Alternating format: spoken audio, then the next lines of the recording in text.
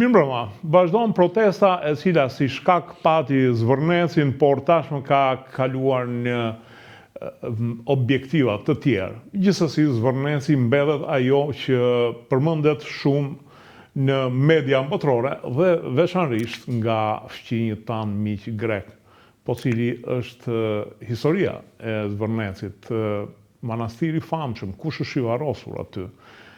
Ka gojdhëna të ndryshme për një prind serb që pas ka vajtur aty dhe i larguar nga një dashuri e madhe, pra histori Romeo e Julieta.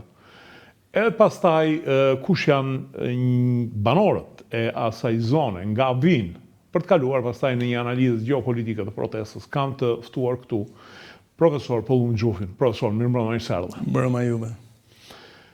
Unë 15 vjet ka që e bëj plazhin në Zvërnec, dhe gjithmonë kam pyetur, ç'është ky manastir, kush e ka ngritur dhe ç'është ai varr brenda manastirit?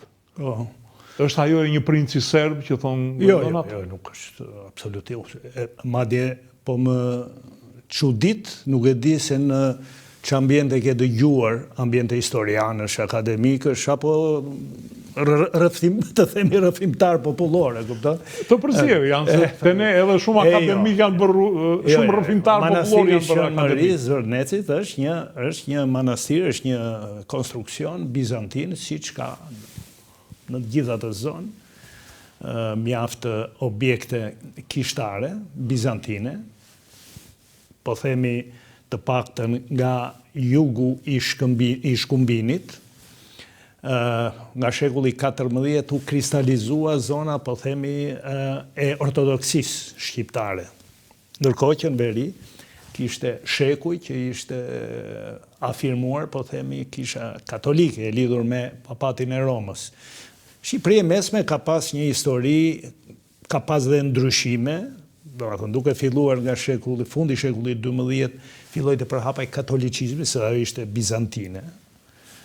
Deri në atë kohë. Vetë fakti që ka shumë toponime greke, për shembull Orosh, që vjen nga Greqia. Patjetër, ka toponimi jashtëzakonisht, po edhe kishat, edhe dokumenta, ka dokumenta në atë kohë. Jemi shekullin e 13, ka goxha dokumenta që flasin pikërisht për këtë gjë. Por nga fundi shekullit të 12, fillimi 13-s, fillon të shfaqet dhe aty një nga këto treguesit, për shembull Shqipërinë e mesme është vari i Sebastit Mihal Zgura, që është gjetur në Shërmërinë e Brarit, në Brar. Një kishë e jashtëzakonshme, e cila është keq trajtuar, po themi edhe nga keqbërësit në këto vitet e rrëmujës, mas 90-s, por aty është gjetur veç tjera është një varr i këtij Mihal Zgurës me një mbishkrim edhe në greqishten bizantine, edhe në latinisht, çka tregon që jemi ban vitin 1201 është ky varr. Jemi në fazën kalimtare. Jemi në fazën, ka filluar pra të deportoj se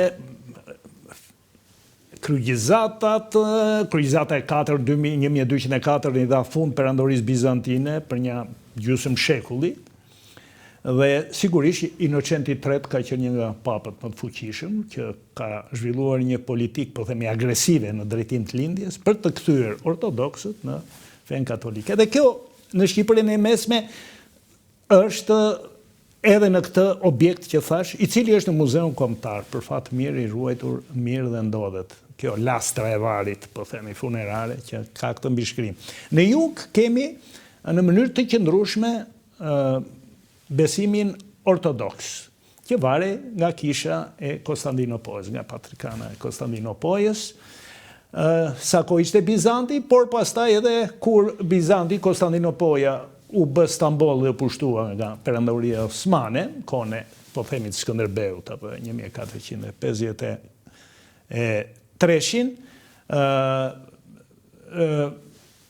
patrikana u mbajt aty, patriku u mbajt aty, sigurisht duhet i bënde temena, po themi, sultanit, edhe të bënde politikat e portës e lartë, por gjithsesi ai kishte fuqi, si thuash, edhe mbi klerin ortodoks në territoret e perandorisë tashmë osmane.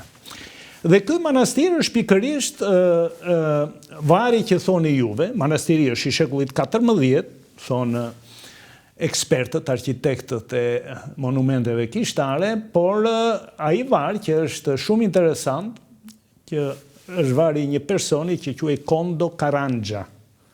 Karanja ne kemi, është mbi emër që gjendet Vlorë, gjendet në Berat. Kondo Karanja, ky var thot që këtu prehet Kondo Karanja, si themi më i miri i më të mirëve të Vlorës, pra i bënte pjesë në parin e Vlorës. Pra manastiri është i shekullit të 14, ndërsa vari është i vitit 1505, ky del në një dokument që ishte gjallë akoma, nuk ka vit vari, mesa kujtoj, por ky në 1505 del që ishte tregtar, Kondo Karanja, tregtari i Vlorës, të cilin Sanxhakbeu Osman i Vlorës e mbante, e kishte si negociator për marrëdhëniet që kishte me venecianët në Venedikun, dhe sigurisht i jep edhe ndaj detyrë plus, domethënë për të raportuar çfarë pa, çfarë s'pa. Gjë që e bënte ai, po e bënte në mënyrë dyfisht, Kondo Karanja, se na del si mik i Sanxhakbeu të Shkodrës, pikërisht në vitin 1505, ndaj të cilit i çonte raport Sanxhakbeu se kishte edhe këta rivalitetet e tyre, Sanxhakbeu të Vlorës. Kishin luftra të brendshme për territore. Po del gjithashtu që ka drejtuar për një situacion, një incident që ndodhi me kapjen e një anijes të Sanxhakbeu të Vlorës, që u kap aty në ujërat e Raguzës të Dubrovnikut. Edhe ky shkoi, si thua, disa herë në Venedik për ta zgjidhur këtë mosmarrëveshje, të liroj anija, mallrat e tjera. Në gjuhën e sotme do quhej poliagent, domethënë. Po, shiko, i gjejmë shumë klerik të gjitha besimeve, mos të mendohet, që e bënin këtë, e pare punës sepse ishin njerëz të rezervuar. Kleri, apo jo, ishin. Kishin selit e tyre në vende të përshtatshme. Ky është në një ishull, apo në ishullin e Zvërnecit. Në vende tjera, manastiret janë gjithmonë në vende, po të theme se del dhe manastiri i Ardenicës, del, si të thuash, edhe igumeni i manastirit të Ardenicës, në vitin 1690, jemi mas një shekull e gjysmë, gjatë një lufte që bën venecianët me osmanët dhe pushtuan Vlorën për 6 muaj, venecianët, me një sulm që bën nga skela e sotme, pushtuan atë, ka qenë një kështjellë shumë e bukur në skelë që... Aty ku është stadiumi sot? Aty ku është stadiumi, dhe u luftua për rreth 6 muaj dhe igumeni i manastirit të Zvërnecit për cilin flasim, dhe igumeni i manastirit të Ardenicës, që është diçka më në veri, kishin lidhje me një prift të Beratit, një prift tjetër të Voskopojës, të cilët gjithsesi njoftonin venecianët që ishin në Vlorë për lëvizjet e trupave turke. Se organizoi kundër ofensivën, si të thuash, perandoria osmane atëherë, dhe në fakt e ripushtoi Vlorën. Pra, këto janë kuriozitete, për fat keq nuk kemi të dhëna më që të flasi edhe për gjëra të tjera, por për manastirin e Zvërnecit është pikërisht kemi një gjë, paktën më duket se nuk është thënë, unë e kam shkruar në një libër, po librat edhe lexohet, nuk lexohen shumë, e kam këtë episod me dokumentuar, me dokumenta, dhe vetëm mbi shkrimi i cilin e ka është botuar. Do me thënë, është një histori, është një manastir ku gjatë gjithë vitit shkojnë njerëz aty që... Po. E shikojnë, falen... E shikojnë dhe festa e Shënmërisë, natyrisht, që është në gusht, në muajin gusht, apo jo, mblidhen njerëz.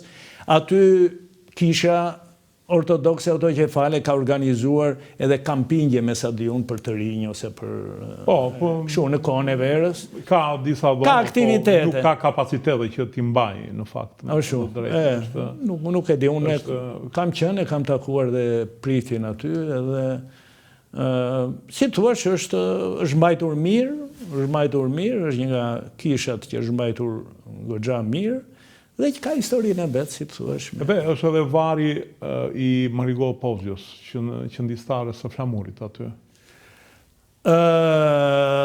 Ky që themi është tamam në atë që thonë Ania, do më thonë, në qëndrën, janë disa vare në kratë. Ky Varezat aty është, nuk është brenda godinës, ky Karanja e ka brenda. Ky e ka tamam brenda, e ka dhe plakën e vari, do me thënë një mermer masiv. Dërsa ajo e ka në Varezat e ajo ka jashtë. Sigurisht aty ka dhe varet tje, po të gërmojt, sigurisht se aty historikisht janë, si thuash, janë përcjellur, janë varosur. Personat me zë të themi, qoftë të themi të politikës, armëve të kohës, ushtarak, por edhe klerikë. Sepse me sa diu në territor manastiri është ndaluar të varosen gra. Ky është, i Marigols është një eksepsion, një përjashtim. Të paktën dijen time. Jemi informuar se unë për këtë. Jo, kam dëgjuar. Nuk unë.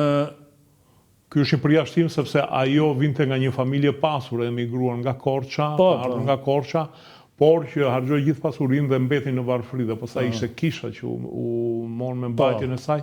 Ka edhe një letër madje të një rilindasi që i shkruante qeverisë çfarë po bëni, po linin. Jo, Marigoja padyshim, ajo ka jetuar në një kohë, domethënë mjaft historike, të themi, apo jo, që nga ngritja e flamurit, por edhe më vonë në kështu që edhe kisha në atë kohë, si të thuash, u kthye mas 1921-shit, u bë kisha autokefale dhe ka pas një lëvizje ku përfshin dhe klerikët. Një nga këta është edhe i ati i vllas Arapit, apo jo, Tole Arapi, i cili ka qenë bën të pjesë në Dhimo Jerondin, si të thuash, në këshillin laik të kishës, dhe ka qenë një patriot i jashtëzakonshëm. Profesor, atëherë kemi dy fshatra që nuk parashkojnë me njëri tjetrin, janë Narta dhe Zvërneci. Zvërneci thuhet që janë me prejardhje nga Voskopoja, janë popullsi vllahe. Ndërsa Narta, pavarësisht se thuhet që është greke, unë kam një libër të shkruar nga një kryetar komune, ish kryetar komune i Nartës, e kam në shtëpi në Vlorë në fakt. Dhe ka një fakt shumë interesant. Narta ka vetëm një familje greke në historinë e themelimit të saj. Janë përmetar, janë mëzëqar, janë korçar. Madje është edhe një italian që ka marrë një nga prostitutat e zonës dhe ka marrë për grua. Aty ka qenë vetëm një familje greke. Ndërsa popullsia e Zvërnecit, e fshatit Zvërnecit dhe e lagjes, asaj lagjes së famshme që ne dhe shikojmë kur kalojmë në lagjes së vogël, që kur shkojmë në manastir, janë lagja e çobanëve, quhen ata, pra e vllehëve. Pra është një popullsi shumë e përzije. Shiko, problemi i Zvërneci ka mbledhur të ardhur siç ka ndodhur në të gjitha në zonën bregdetare tonë, ka mbledhur të ardhur nga gjitha trevat e brëndësisë. Vlle, pa tjetër, ka pasur. Një pjesë kur u dojë Voskopoja, thonë që edhe në po tani, Voskopoja është kthyer në një mit për fat të keq, u dojë Voskopoja dhe mbushi gjithë Voskopoja vetë është e dokumentuar me regjistrat Osman, që ka qenë një fondacion, një themelim, si thuash, një vend banim, i krijuar nga shqiptarët dhe nga vlehët bashk. Dhe dalin që në fillim, dalin 2 lagje shqiptare, 2 me vlehë. Në fillim, kur ishte me 4 lagje. Pastaj u bë me 10 lagje Voskopoja. Dhe në Voskopoj dalin tregtar të shquar, që në fund shekullit 7, jemi 1690, që dalin tregtar të cilët identifikohen si shqiptar, po familjen nga më kryesorët e Voskopojës. Siç nuk mund të them për vlehët. Për vlehët nuk përcaktoj, jo vetëm ke ne, po dhe në Greqi. Vlehët si entitet më vete, duhet i nxjerrësh në mënyrë të tërthort, nuk ke në direkte. Kurse me shqiptarët që në kohën e Bizantit, që në shekullin e 10, dalin, do më thënë, nuk identifikoheshin me masën bizantine, në kuptimin fetar, po dhe politik. Dhe thuhet troç që këta kishin marrëdhënie të veçantë me Bizantin shqiptarët, arbërit, pra që arbërit, Kishin traktatet veçanta me Bizantin dhe gjithmonë dhe kur shkoni luftonin për Bizantin, kishin informacione të tyre me prisit e tyre, shkoni si trupe veçantë, si trupe, do më thënë, aleate, Symahoj, kështu quhen në ushtrim Bizantin. Vazhdimisht kjo në shekullin e 10, 11, 12, 13, derisa iku Bizanti 14-ën, shqiptarët është vërtet është një gjë shumë interesante që sepse të tjerët e kuptoni, grekët identifikoheshin në dokumenta janë Bizantin. Bulgarët gjithashtu Bizantin, Sërbët gjithashtu Bizantin. Momente emancipimi, se kam pas dhe Sërbët sigurisht dhe luftëra dhe janë si thuash më vetësuar për periudat veçanta, dilin dhe ata me emrin e tyre, por përfshirëshin në popullin Bizantin. Shqiptarët nuk ishin qytetarë të perandorisë bizantine, ishin aleat të perandorisë bizantine. Pra më tepër se sa një dokumentacion që këta janë të ardhur nga Voskopoja, të këto zonave të Nartës dhe Zvërnesit, mund t'jetë më tepër një gojdhën urbane që i thonë.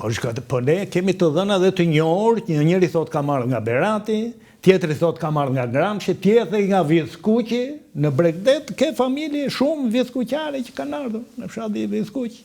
Ke dhe një marrë vithkuqarë, sot e kësaj dite. Kështu që lëvizja e popullsisë ka qenë për arsye të ndryshme, represioni, po themi perandorive, Bizanti, pastaj perandoria Osmane, pa dyshim, ose dhe për të arsye bënin i afroheshin detit. Afër detit, afër mbretit. Afër detit, afër mbretit, edhe kur i vinte në majtë hundës, do të themi, merrnin një varkë dhe shkonin në Itali. Ose në Greqi që e kishë. Ose në Greqi, në Korfuz që e kishë më afër. Në ishujt e më të afër në të tyre. Po në përgjithësi bie që janë popullsi shqiptare në ato zona. Dgjoj, vllet kene nuk e kanë ndarë kur veten nga shqiptarët. Prandaj dhe nuk dalin shumë rrallë, dalin si vllet, të përcaktuar si vllet. Në fakt edhe në Zvërnes, kur i pyet ata, thonë, qa je i pyet, qa e shqiptar, por me origjinë vlet, do me thënë e që... Ore, ata e mbajnë veten dhe edhe duhet të kenë dhe të drejtë që janë nga popullsitë e vjetra, si i lirët edhe ata nga popullsitë e vjetra të gadishullit balkanik. Pra, janë vëndas, janë autokton, dalin në shekullin e 10 në dokumenta vlet, është një që flet, një Kekaumenos, që flet për të parë, një historian bizantin, në shekullin e 10 i përmend në këtë zonën e Pindit, pasaj dalin shumë sidomos në zonat të slave, që u bën slave pastaj, qoftë në Sërbi, qoftë në Maqedoni, edhe në Maltëzi, në një pjesë Malizi, dalin vlet, dalin kërë shekullin e 13-14 përmenden. Mirë po, raportet e tyre me shqiptarët, në mënyrë përjashtimore kanë qenë jashtëzakonisht të mira, sepse kanë pas probleme vlet, qoftë në vendet slave, qoftë në Greqi, ka pas masakra të forta në kuristë të vleve, dhe aqsa në konferencën e ambasadore 1913-ës, u hodhi një propozim, bas cilit qëndron edhe qeveria rumune, që vëndet e banuar nga vlehët, zona e Pindit, kryesisht, apo e Maqedonisë, po themi jug perëndimore, në pres pertni, të bashkojnë me shtetin shqiptar, sepse me shqiptarët shkojnë shumë mirë. Kjo që me shqiptarët nuk kanë pasur kur konflikte. Ky është një fakt. Dhe nga kjo vjen që edhe nuk përmendet, duhet t'i kërkosh nga emrat, kanë ca tipare vlet, ato mbaresat me ul, mentule, kudiun e tjera, ose pasaj nga në pikpamjen, po themi, të antropologjisë kulturore, kur flitet për shtëpit e tyre, për kasollet e tyre, për jetën e tyre baritore, apo jo, përdryshe nuk ka, edhe për gjuhën e tyre nuk flitet. Si që flitet për shqiptarë, kanë gjuhën e tyre, thuhet për shqiptarën, që 1200 kanë gjuhën e tyre, e ndryshme nga latinishtja, e ndryshme nga greqishtja, e ndryshme nga slavishtja, e të tjerat. Për këta të dhënat nuk janë, po themi, eksplicite, apo jo. Duhet ti nxjerrësh në mënyrë të tërthort. Profesor, ju jeni një studiues i mesjetës dhe doja t'ju pyes një diçka për pronat, për nuk besoj se jeni fokusuar aty. S'mos më ngatëro. Jo. Unë jam proletar, s'kam se shqyrës. Më tepër kisha në sensin e pronave. Dihet që perandoria otomane nuk të jepte prona të trashëgueshme. Do me thënë, ti e merrte njëri që ishte spahirë, e gëzonte ai, por mbas ati bëj prapë sultanit. Pra ishte një pronë në përdorim. Pasaj filloi gjëja të ndryshoi. Filloi të jepej djalit të spahiut. Apo në qoftë se djali i spahiut merrte përsipër detyrimet. Një detyrimi kryesor që të shkonte me një grup ushtarës në varësi tokave që kish marrë, dhe të luftonte sa herë ta thrisë sultani. Dhe kështu i gjejmë këta spahit, ta belerët tanë, i gjejmë vazhdimisht me kalin gati dhe me shpat, i thrisne, bëj luft në Ungari, bëj luft në muret e Vienës, shkonin shqiptarët, thirreshin nga sultani. Pastaj filloi degradimi, si kudo, sistemit. Prona filloi të u dobësua perandoria osmane, nuk po heste më, nuk kishte më pushtime të reja. Edhe atëre rritej pushteti, si thuash, lokal që kishin këta principit në periferit, të cilët e trashëgonin pastaj pronën djemve të tyre, fëmijëve të tyre, pa marrë miratimin, pa marrë atë imzan e sultanit, edhe pasaj u kaloni në fazë të çiflikut, pasaj që është pronë, si thua, demaniale, pronë që u bë pronë por gjithmonë jo e ligjëruar, në sensin perandoria nuk e ligjëronte këtë, apo jo? Perandoria nuk e ligjëronte, po pasaj e ligjëroi dhe perandoria, s'kish bënte, në fund shekullit 17-18, ajo u ligjërua dhe që krijuan pashallëqet pasaj. E kishte pasha i madh, Ali Pash të Pelena, apo Bushatlit të Shkodrës, e kishin tani përgjegjësinë që të çonin jo më 30 ushtarë, të shkonin me ushtarë, po të çonin 3000 ushtarë, apo jo, të çonin sultanit. Gjë që më së shumti dhe këta se bënin se ishin shumë të fuqishëm dhe tashmë kishin ambicjet e tyre, të bënin shtetin e tyre. Okej, Vlora, deri vonë, madje ka edhe një legjendë urbane që për Abdul Frashin shite pasurinë për të bërë Shqipërinë dhe shita zvërnecin për 2 karroqe flori. Unë nuk e di që Abdul Frashi ka pasur prona Frashëllit nuk kanë qenë bejlerë të mëdhenj. Frashëllit sigurisht nuk qenë bejlerë të mëdhenj, kanë qenë në punës, pra ata e nxjerrin bugën e gojës jo me të ardhura feudesh, por e nxjerrin me punën intelektuale të tyre, që të 3 vëllezërit kanë qenë, kështu ka qenë dhe Ismail Qemali. Dhe Ismail, një çik të shkoj më vonë, Ismail Qemali që një familje, po, Vlorajt, familje vjetër, që në kone Bizantit, ka qenë e para e Kaninës. Kishin prona këta në Bregdet? Duhet kem pasur tani, unë di këtë. Po duke llogaritur që Vlora ishte ligatima dhe kënet. Unë por flas për Ismail Qemalin, kur u bën ndarje e pasurive, apo jo, mes familjes Vlora, Ismail Qemali, e di qa mori minierën e Selenicës. Ishte deja kapitalist, ishte me mendje, ishte liberal, nuk ishte...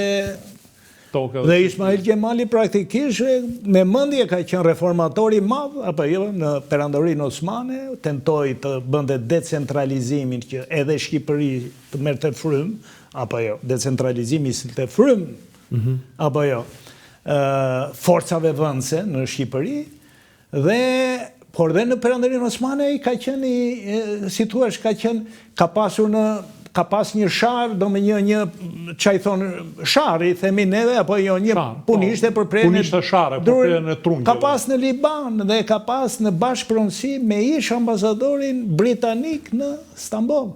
Ka pas në Bullgari, ka qenë bashkëpronar në një minierë në Bullgari, përsëri me këtë ish ambasadorin britanik në Stamboll. Dhe këtu vjen edhe, për të thënë lidhja personale, edhe Ismail Qemali i besonte Britanisë së madhe.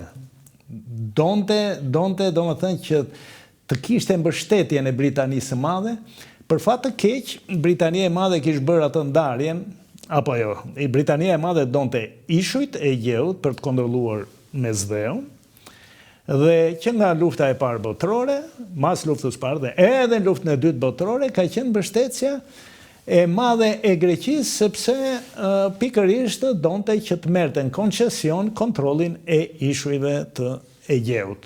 Pra, krijoi edhe Republikën Ioniane, bile. Pikërisht që më përpara, do me thënë, perandoria,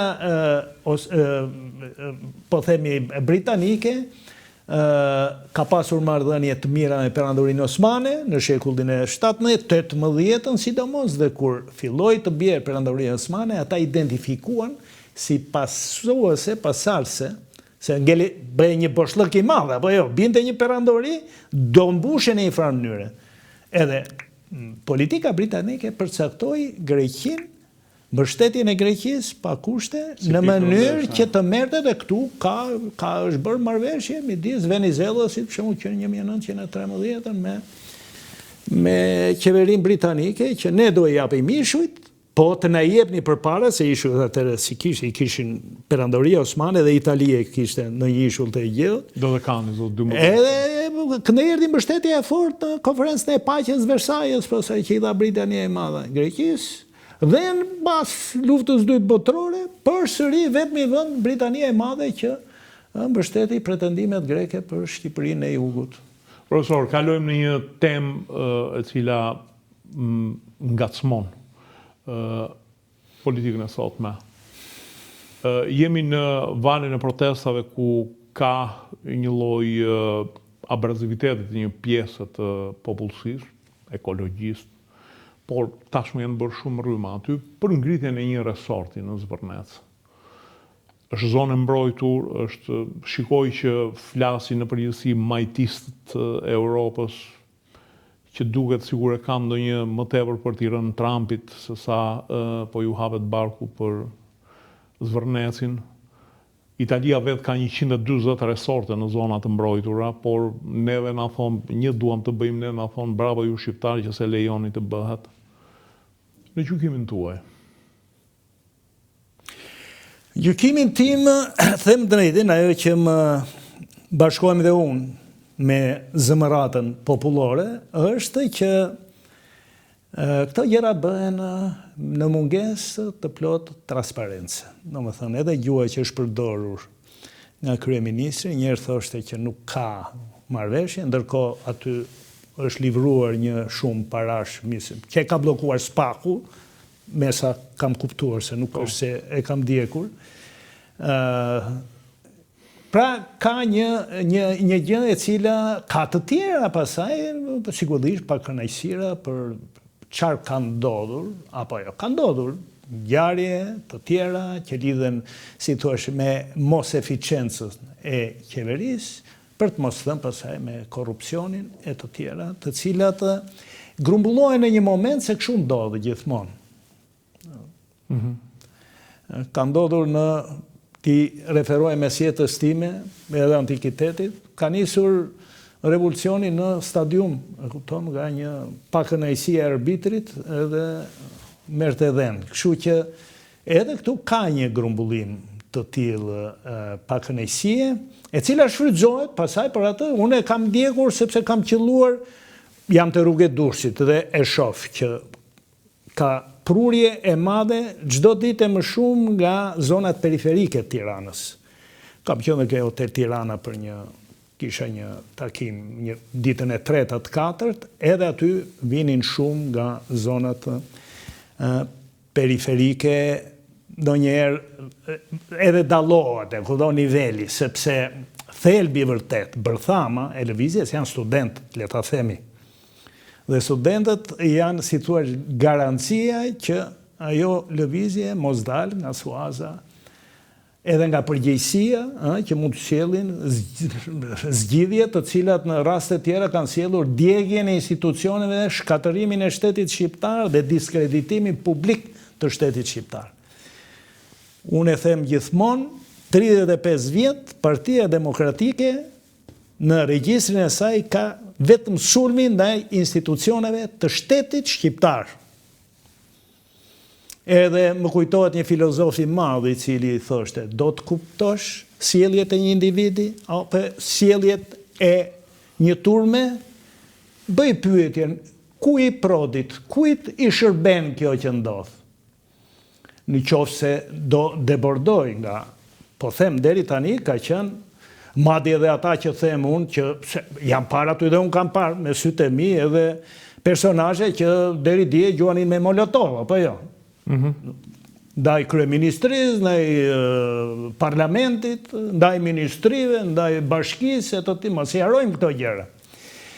Kështu që unë them arsyet janë për të mos u futur pasaj edhe në domethënë një lloj ngatrese që është bërë dhe me politikën e jashtme këto kohët e fundit, se flitet anti-Trump, e the me drejti, anti-Kushner. Mirë po, problemi është që ne kemi parë ca lëvizje, unë do të thosha që nuk kanë qenë të matura në një kohë kur i thuhet popullit që na thuhet neve, që do hymë në Europë. Duroni edhe një qik, edhe një vit, edhe 3 vjet do hymë në Europë. Mirë po Europa nuk të falë që ti mos solidarizohesh me politikën e saj të jashtme. Kur Evropa dënon masakrën në Gaza, apo jo, gjykata ndërkombëtare i ka hedhur në gjyq Netanyahu e njerëzit e tij, ti të shkosh jo në Tel Aviv, por në Jeruzalem, të marrësh dhe fjalim aty. Pra, një njohje, po themi kështu, e tërthort edhe Jeruzalemit si kryeqytet. Evropa nuk e njeh Jeruzalemin kryeqytet. Ne kemi njohur më përpara. Më përpara njohëm. Unë nuk e di, e ka njohur, ka qenë dhe Berisha në Jeruzalem, po nuk është se e ka njohur si 2008, domethënë, shumë kohë përpara, ka ndryshuar gjërat, po koha nuk është për të bërë protagonizëm në gjëra që janë me spec, se e sjell valët e luftës, e sjell lindjen e mesme këtu. Praktikisht shumë njerëz e shohin ardhjen e Kushnerit, i cili ka qenë i pari dhe para Trumpit që tha me atë tokë të Gazës për gjakur, që ishte akoma me kufoma, ne do bëjmë një resorte, ka thënë Kushneri, apo jo. Këto gjëra njerëzit egzagerojnë, e interpretojnë dhe pasaj fraksione të veçanta e përdorin. Edhe në qoftë se s'është kjo që themu, se dhe unë bëj arsye time, kupton, po nuk është e thënë që është e vërtet. Por, do me thënë ti, kjo qëndron që në një moment konflikti, ne kemi sherrin brenda, se ne kemi streuar 3.000 mujahidin, apo jo, iranian. Të cilët thuhet që janë të infiltruar nga Mossadi dhe janë një bazë e Mossadit. Janë bazë e Mossadit, janë bazë dikush edhe bazë e Teheranit, e kupton, edhe është plotësisht e besueshme që ata ndërhyjnë apo jo me këto sistemet me hakerimit, kjo është e vërtet, po e ke futur sherrin ti.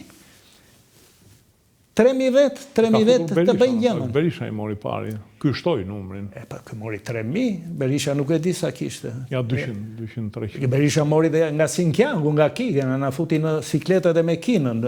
Shiko, nuk ka në këtë politik, nuk ka gojë Berisha të bëjë të virgjërin, e kupton, se ai e ka inauguruar këtë lloj politike të papërgjegjshme, apo jo, që anti-grek i madh në 93-94, pasaj i është falur, ka ngritur duart për pjetë, Nikolas Gejgjit edhe një palaço e si është ai Beleri, e kupton, i cili i vrau oficerin e ushtrisë, ushtarët i turpëroi ushtrinë shqiptare në një kohë Berisha që kryekomandanti i forcave të armatosura, mos e harrojmë këtë, në 94. Ishte kryekomandant dhe me kanun ai duhet të ndaj këtij njeriu.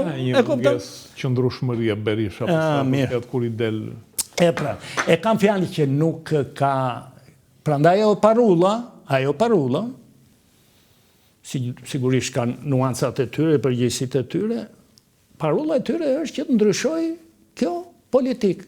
Në fundit, ka arritur në një, po themi në një kompromis mas kuintave, po të cilat tani janë se dalin u arrestua një grupë, ai e ndërtoka atë pallatin e madh që do bëhet, E po ai është i lidhur me këtë, ai është lidhur me atë, këto gjëra duan qartësi. Megjithatë ka një entuziazëm profesor të politikës greke, sidomos për këtë zvërnecin, jo po na preken bjerë periotët në nartë, jo po ky, domethënë një ndjeshmëri e çuditshme nga pala greke. Po është e çuditshme, pala ne e dim tani se çfarë është, qoftë edhe ta reduktojmë në aspektin e turizmit. Pala greke në asnjë mënyrë nuk do që diçka në veri të saj të zhvillohet një turizëm si ky. Ky është zhvilluar turizmi kanë edhe është gjë pozitive padyshim. Shumë mirë të shoqërohet me ngritjen e një fabrike, impjanti industrial, sillen në një, po themi në një impjant industrial, derisa ne kemi edhe përpunim agrumor. Makar dhe përpunim agrumor, po dhe si turizëm padyshim i jep vend, i jep punë shumë. Edhe kjo parulla e oligarkë, shiko, ata oligarkët, ka oligarkë të mirë, ka oligarkë që kanë bërë pasurinë e tyre në mënyrë të ndershme, japin shtetit detyrimet e tyre, janë edhe me mend se janë dhe inxhinjera, janë dhe s'ke që thua, ata mbajnë me mira familje, me bukë. Edhe kjo që oligarkët edhe se e pash një që ishin turur në nga Lezhë, Ulejt, po, ishin turur duke shkatruar në mënyrë, domethënë si çdim të bëjmë ne çik, barbare ose gjysmë barbare. Edhe në Librazhi është sulur një hidrocentrale. Po ja, kjo është, këto janë pasaj ato që këtu duhet mend, nuk duhet ajo, po themi, Klisi, ose ajo kapelja e lebrëve, e kupton, edhe flamuri i kuqezi në qafë, edhe po dalim ne, po çlirojmë Tiranën tani. Vim nga Kosova, vjen njerëzit e Albin Kurtit, njerëz cilët ndonjë dhe e njohim, që ka nevojë të ndriçojë fytyrën se kush është njerëz, se me sjelljet që kam pasur, që së hershmi, e kupton, janë njerëz të më së shumti dyshim do të thoshe, më së paku të dyshimt. Që vinë këto infiltrime, këto ardhje, sigurisht janë të rrezikshme, duhen izoluar. Prandaj thash që ai bërthama e studentëve edhe më bëri përshtypje një parull një ditë. Studentët janë këtu, po të tregonte një shqetësim ajo parull. Unë e lexova si shqetësim, që po vinë të tjerë, e kupton, tani PD-ja ka nisur militantët e saj, apo jo? Shikoj gjithfarë mitomanësh, Gjoba Gjinsh, po ka lloj-lloj, po doja në mënyrë masive, dëgjova sot zotin Berisha që të shkohet në mënyrë masive të merret pjesë. Problemi është që po devijon lëvizja. Dje dëgjova që kishin zënë dhe autostradën. Po këto janë eksperimente të bëra tashmë nga PD-ja, apo jo? Kur zinte rrugët e Tiranës, po. Çastir më vonë tani ka qenë para muajsh, para inviti që zinin në rrugët e Tiranës, njerë Astirin, njerë edhe autostradën e Kudiun. Këto janë taktika tashmë të eksperimentuara nga gjithmonë nga njëta forcë politike, që thash që duhet të bëj një larje të ndërgjegjes saj dhe të thotë, mor çaj kemi bërë Shqipërisë këto 35 vjetë. Sigurisht edhe PS-ja për përgjegjësitë, padyshim edhe profesor, në një farë mënyre, kjo protest mund t'ja harri qëllimit të vet? Domethënë rrëzimit e Ramës edhe çfarë vjen pas? Shiko, se rrëzimi Ramës kollaj, ja Iku Rama tha, unë sot jap dorëheqjen, madje as nuk rikandidoj. Unë nuk mund të shprehem për këtë, sepse nuk di se unë më shumë mendoj që vjen mbrapa, dhe mbrapa është Kiameti. Pikërisht. Kur ti nuk ke një forcë politike të afirmuar aty që të drejtoj. E vetmja forcë politike organizuar në mënyrë bolshevike është PD-ja, e cila po i sillet rrotull. Ku ndërkohë Berishës i është zbutur non grata, pavarësisht se nuk është një heqje sanksioneve. Edhe ajo ka ardhur në kohën e të çuditshme ka ardhur, edhe pikërisht një rastësi. Po mua më shqetëson kjo, se tani unë di që presidenti Trump, që në mandatin e parë, 2016-ën, 20-ën, e ka shpallur Europën armike, jo konkurrente, apo jo, armike, dhe mbasi ku Britania e Maj bënte thirrje të gjitha vendeve të Bashkimit Evropian që ta linin Bashkimin Evropian.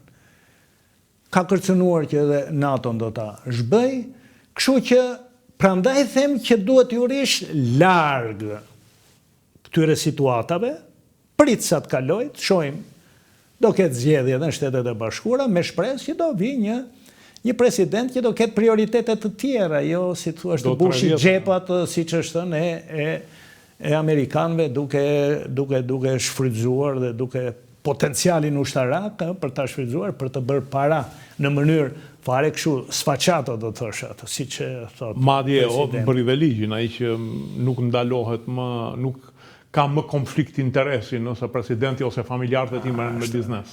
Prandaj që ta mbyll i dashur tan, ri larg këtyre situatave, këtyre personave që janë të implikuar në shumë ngjarje që ndodhin në sferën. Ne jemi një vend i vogël, me mundësi shumë të kufizuara, me probleme të brendshme, me probleme me fqinjët rajonal, e kupton, kështu që e mira është, ke shpallur hyrjen e Europë, pyeti ata të Europës. Si tingëllon, po unë e dëgjova edhe një zëdhënësin që në ditën e tretë më duhet, të dytën, zëdhënësi i Bashkimit Evropian tha që Shqipëria duhet të me legislacionin Europian për mbrojtjen e faunës. Edhe dje, përfaqësia e Bashkimit Evropian kishte bërë një status ku thoshte që Shqipëria duhet të përpiqet për biodiversitetin atje. Po mirë, shiko, profesor, ky biodiversiteti i bie që jo në Nart, jo në Divjak, jo në Karavasta, jo në Vilun, jo në Vajin.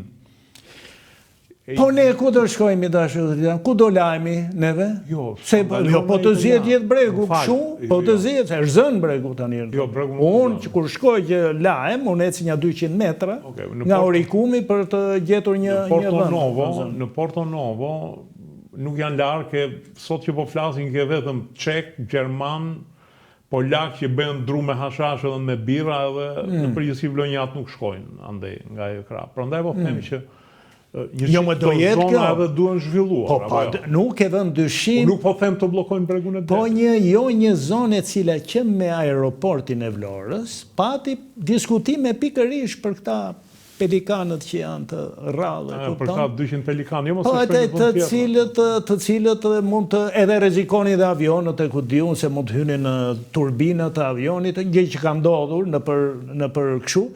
U bë që atëherë, që para 2-3 vjetësh ky muhabet, kështu që kjo është një shtesë që e rëndon muhabetin, e rëndon debatin, apo jo dhe jep shkas për të bërë nga më të ndryshmet edhe gjëra që donin të bënin në Karavasta, jo thanë se ka pelikan, duan ta bëjnë në Nart, jo se ka pelikan. Tani këta njerëz ku do hanë, se neve industri s'kemi, startuve nuk kemi. Për fajt kuj s'kemi industri? S'kemi fajt për të shtetarve tanë që kanë vënë prioritet turizmin. Turizmi, unë kam shkruar që më kryet herës që 2013. Nuk mund të jetë turizmi baza e zhvillimit. Ai sistemi parë kishte një gjë të mirë, që zhvillimin e mbështeti në burimet e vendit. Kromi, bakri, uji, nafta, burimet e vendit, hekur nikeli, u mundua që në kushte shumë të vështira, të izolimit, edhe të, si thuesh, edhe paranojave që kishte sistemi atëre, por aman këte kishte drejt, zhvillojmë bujqësin, blektorin, edhe këto 4-5 dek që unë thash, dhe këto ecën, u zhvilluan goxha. U shitën për skrap, gjitha këto uzinat e gjitha qarë u bënë, u shitë azotiku i Fierit, që ka qenë uzinë amerikane, Monte Dison, unë i kam shoqëruar atëre inxhinierët që vinin, italian qenë, se firma ishte italo-amerikane, po gjithë amerikane, a ishte një margaritari i industrisë shqiptare. Pse duhet shitej? Fshatarët që përdornin plerat azotike në atë kohë, kur më ka thënë njeri mua, aty ku edhim një grusht, këjidhnim një grusht, tani edhim një thes, thoshte, me këto që importojnë. Superfosfati i lashit e një të gjë. Dhe kjo fillon që në 92-shin, kjo fillon që në 92-shin, kur që të kthehemi ke studentët, kur dolën studentët me lëvizje të shëndetshme kundër regjimit, apo jo, në rrugë, ama në podiume dolën profesorët e tyre, dhe të gjithë edhe isha antarë partijës së punës. Meri figura ti me në i përjashtim të radhë, ato figura që bën ministra, kryeministra, presidente, të gjithë ishin profesorët e studentëve.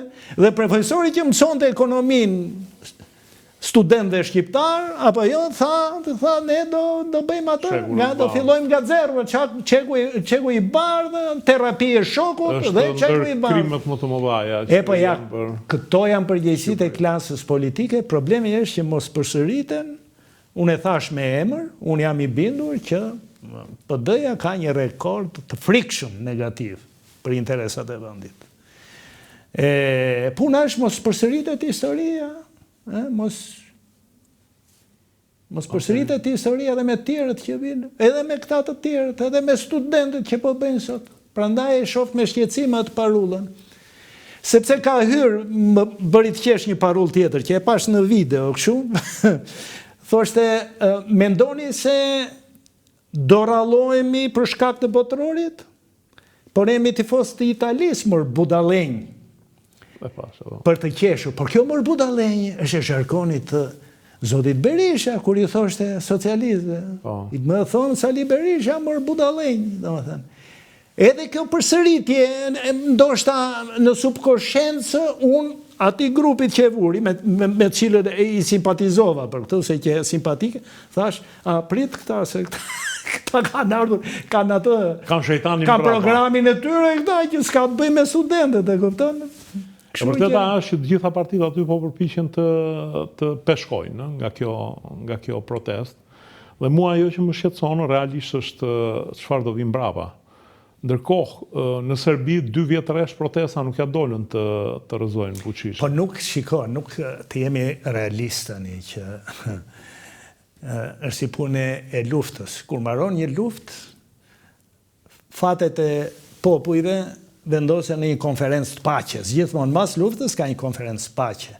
Edhe me këtë lëvizje, fatet do vendosen në zgjedhje demokratike, nuk vjen nga rruga të vi, do më thëmë vetëm politikanë tanë, do më thënë që janë edhe të plakur tani, edhe gjysëm të aftë të themi, vetëm ata mund ose në qofse kanë agendat cilat ne nuk i dim, po këto, ne kemi organe shumë të fuqishme, të sigurisë kombëtare, e kupton se dhe këtu është përgjegjësia tani. Edhe përgjegjësia të themi e kësaj qeverie që pritmë se s'kemi dëgjuar një herë kë kapi ky shishi jon më ku informoi për diçka. Që të emrimi, marrja një femre që ka qenë vend. Po nuk e njeh mëre. Shefi shishit këtu duhet të njohë emër për emër të gjitha familjet shqiptare nga Vermoshi e deri në jug, duhet njëri shërbime që të njohë problematikat, lidhjet e jashtme, precedentët në favor të Shqipërisë, apo në dëm të Shqipërisë, se ne jemi kështu, ne shkojmë, apo jo, ne themi ballistët, po ballistët kanë qenë ballistë edhe në kohën e Bizantit. Dakord, që shkonin, bashkëpunonin me generalët bizantin. Kështu që nuk i kemi këtë organe, edhe këtu është gjykatat tona, janë dhe dopsi e opozitës atërshme, e cila, kur u ndryshua, u bë ligji i prokurorisë, kujtohet 2008-ën, u qua ajo zonja Ina Rama, ajo tregua burnesh, e tha në kuvend, me këtë ligj, prokurori kalon në nënsqetullën e kryeministrit. 4 fjalë, thaja. Edhe kështu është e vërtetë se amerikanët e dënuan, e thanë mos se bëni atë ligj. U bëj ligj. Po bëri Partia Socialiste që partia kryesore e opozitës të bëj një oponent ndaj jo, as e morin konsiderat. Tani janë kohemi, apo janë njerëzit e Saliut, janë po e ke lënë ti. Meri në provim ata, si që është cato regullat, e mos e li procesin të iki në rjedhjet lirë.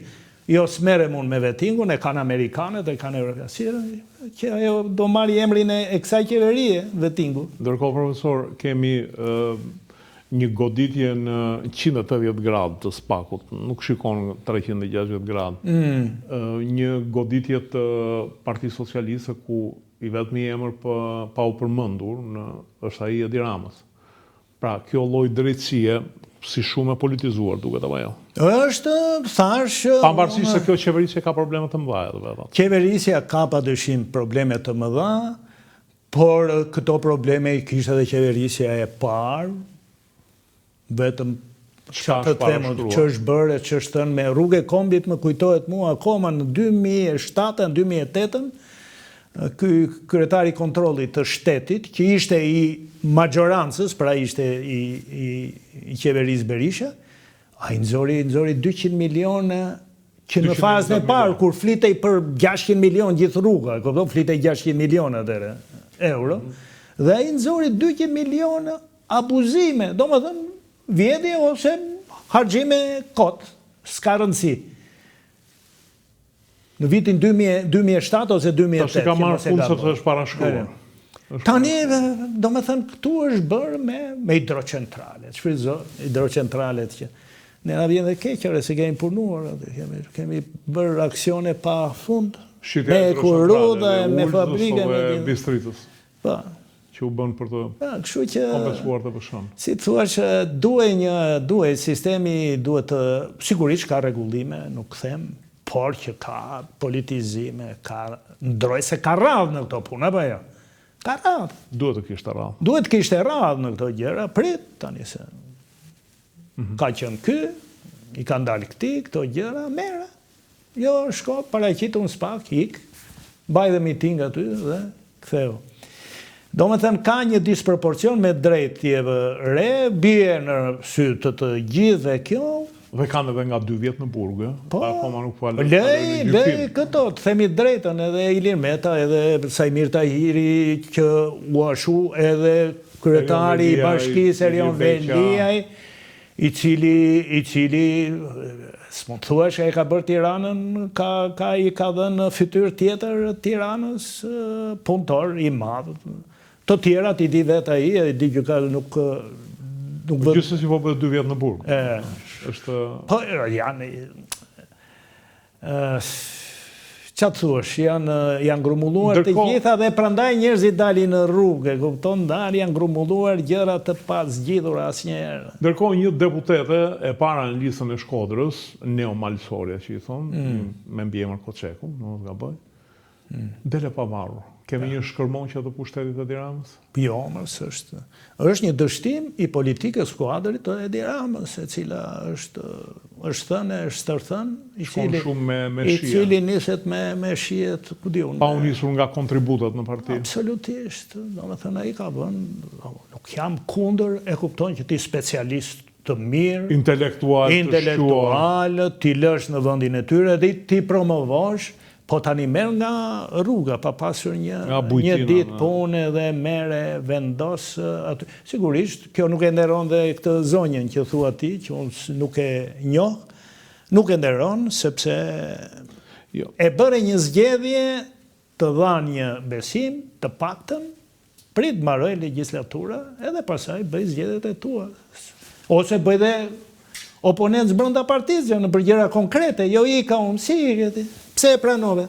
Sa ka dhënë dhe intervistë kur u caktua deputetet, shumë e lumtur, me fjalët më të mira për Edi Ramën. Sot kishte bërë një status, duke bërë një flamingo, kam iden që se kanë iden që janë flamingot, nuk di të dalloj, por... Qatë them janë gabime të cilat kushtojnë. Por nuk është një shturje, e tje një shkërmoqje. Jo, nuk është, sepse unë jam i bindur që po të bëhen zgjedhjet nesër, po të bëhen zgjedhjet nesër, nuk duhet t'ja themi atë që ka, ai është përbindësh i fushatës zgjedhore, është shumë i aftë, e kupton, për të bindur.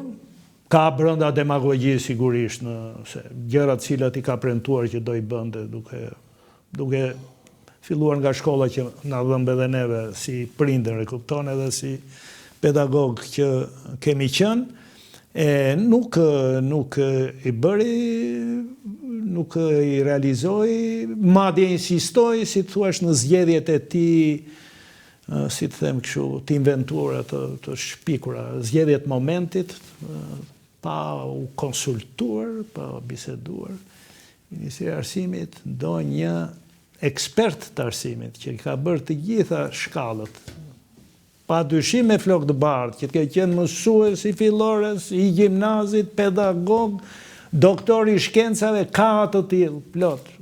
Mere, aty risko, aty mere edhe apolitik, një person apolitik.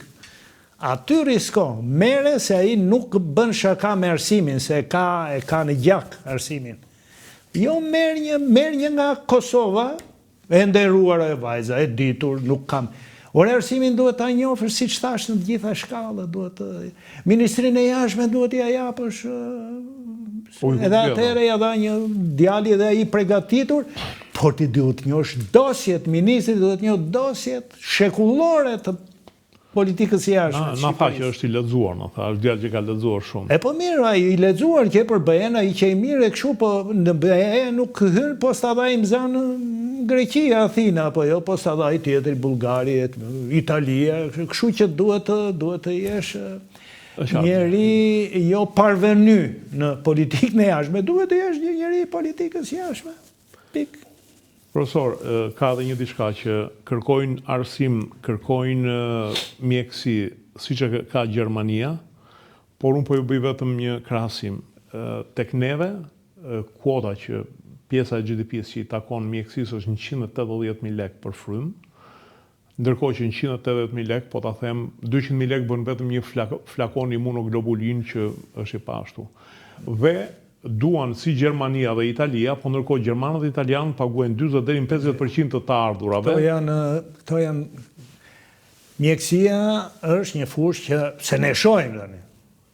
Unë jam në moshë që e marr dhe unë një ilaç, e kupton? Dhe atë ilaç që e merja para 15 vjetësh, e merja 35.000 lekë, tani e marr me 7.000 lekë.